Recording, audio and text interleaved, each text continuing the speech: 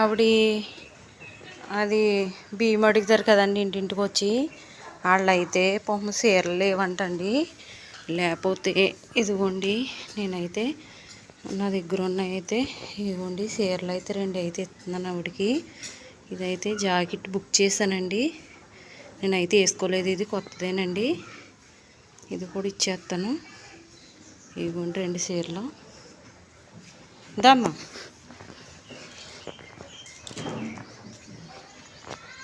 బియ్యం తీసుకుంటున్నావా? జాకెట్ నీకు సరిపోద్ది అనుకుంటే వేసుకో. అదిగో ఉండి బియ్యం కూడా పెడతాను. ఉండు,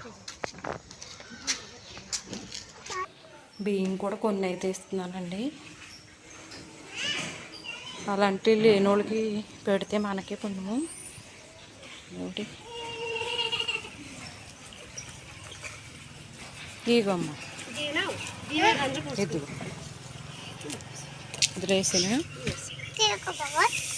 కట్టుకుంటానండి. ఎందుకమ్మ ఉంటుంది మీరు అన్నట్టుగా సగం మంది అలాగే వస్తున్నారు, అందుకనే ఇవ్వట్లేదు ఎవరికి. బట్టి మాకు ఎత్తలేదండి, ఎత్తలేదు. సంవత్సరానికి ఒకసారి వస్తారే. మరి చిన్నపిల్లలు ఎందుకమ్మా అలా తీసుకొచ్చేస్తున్నావు? చూసేవాళ్ళు లేరే. అయ్యో చూసేవాళ్ళు ఉంటే కొంత మనకి బాగుంటుందండి. వదిలేసి వచ్చినా అమ్మ పాపం లేదు.